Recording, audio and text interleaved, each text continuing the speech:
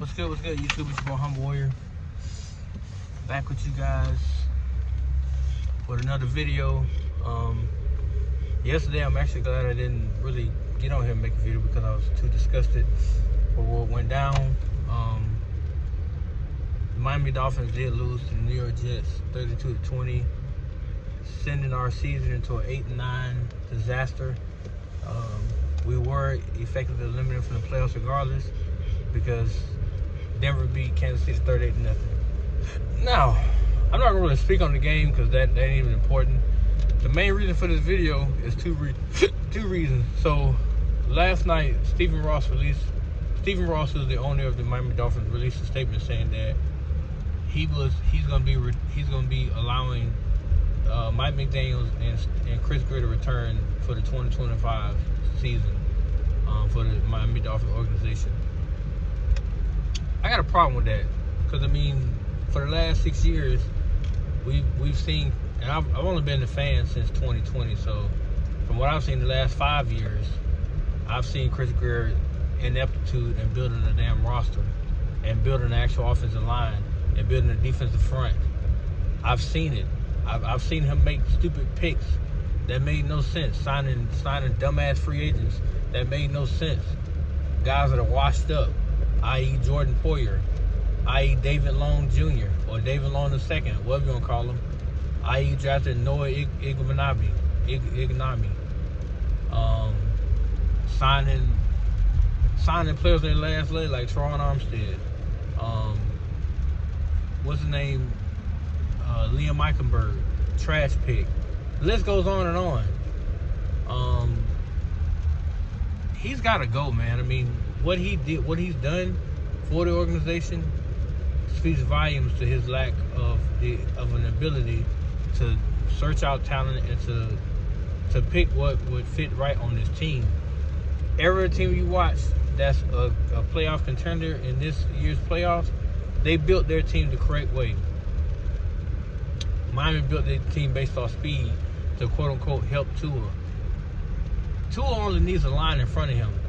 What he has in terms of his playmakers around him, he can make that work. I've seen him do it. I've seen his rookie year. The guy, none of his receivers on his team were Pro Bowlers, but they all contributed in different ways. They all were injury prone as well, but they all contributed. So he don't need a stellar cast around him. I don't know why Chris Grier felt like he did, but he didn't. So with me, if Chris Grier got any sense of urgency in his body, then this year's draft, I'll be focused on offensive linemen to build the trenches and a defensive presence on the other side of the front. I won't worry about receivers right now. I won't worry about nothing else but offensive linemen and defensive linemen.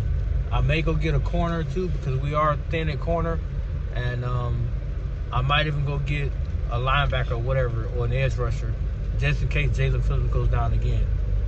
Because Chop Robinson, he's becoming a very reliable player, but we need more than just that. Now, with that being said, Tyreek Hill came out and said that he wants out of Miami. My response to Tyreek Hill is go. Let's be real here, man. The last 2 years, when he joined the team, he put up 1,700 yards. Statistically, his best season, the two best seasons he's ever had in the NFL, by far, not even a question. This year, he fell off a cliff. We can blame the cover two coverages. We can blame whatever we want to blame. But if you're that guy, we give you wide receiver #1 money to go make plays week in and week out. You should be able to do that. It shouldn't be, oh, well, they're doing this, they're doing that. Granted, they're gonna take away the big plays, but that don't mean you stop making simple plays. So for me, Tyreek, he should be free to go. It shouldn't, like, after June 1st, because we gotta keep him on the roster until then, but after June 1st, he should be released. They should let him go to whatever bidder wants him and let him go chase what he would deem the rest of his career, or what he think he can go contribute to another team. He did his part. He helped Tua as far as being a better quarterback. He helped him out a lot. He gave him a flashy toy to throw to and put up these astronomical numbers. But I mean, let's be real here. Like, I still think that even without Tyreek, Tua still gonna produce at a very high level. He just gotta stay healthy. That's his only problem. He has to stay healthy. I got pissed off looking at that game, looking at him on the sideline. Because to me, the only availability that you must be held accountable for is being able to play on that field. And he said he was in no pain, but then they agreed to keep him out just in case we made the playoffs. We didn't make the playoffs. But now he got a whole 6 months or 4.5 to 5 months of health that he can restore before the training camp kicks back off. So it's like, dude, we need you to be on the damn field, not to be like, when training camp comes, I don't want him to say anything to the crowd. Go out there with your head down and do what you got to do for this upcoming season. Go put up this 11, 12 win season. Go deep into the playoffs and do it all again in 2027. And, you know, we can assess you from there. But as far as I'm concerned, he's got to stop getting hurt from dumb stuff. That's point blank, period. But this video is not about Tua. This video is about Stephen Ross and his inability to see that his team is not going anywhere at the helm with Chris Grier. It's okay to make a change. Hey, you see other coaches getting fired. I wanted Mike McDaniels I want him to turn over the offensive play calling duties, because this shit ain't working. We're getting beat by teams that's figured out his offense. The teams that can't hang with us are the bottom feeders. The ones that can, they're beating us. More times than none, they're beating us to the punch. It's getting embarrassing now. And yesterday was truly embarrassing. And for people to say that Tyler Huntley is better than Tua, stop smoking that crack. Put it down. It's not a good look. It really ain't. But I think Doug said it best yesterday. Like, we got a team that's quitting. They're crumbling. So now we got to go internally and fix it. Move some players out of there. Get some players in there that want to win. Like Dotson and Brooks seem to be cornerstones at linebacker. Let's get another linebacker in there. Let's go focus on defense. Let's focus on the O-line and defense. Because God knows we cannot go into too many more games. We cannot go into the season next year with the same damn issues over and over and over again. You just can't keep doing it. You're not going to go anywhere that way. And you're not going to compete against the better teams when your line is shit. But again, guys, I digress. I'm actually gonna make a video probably like tomorrow, talking about only Tua, his season numbers and stuff like that. I'll go more in depth with all that stuff. But this video was about Stephen Ross, and like I said, I think he made a mistake. Can he still fix it? Yes, he still can fire Chris Grier. Even though he said he's gonna bring him back, he still can fire him. Because let's be real, the draft this year is very important. They got some prospects, offensive line prospects, that are pretty decent, that can play at the next level.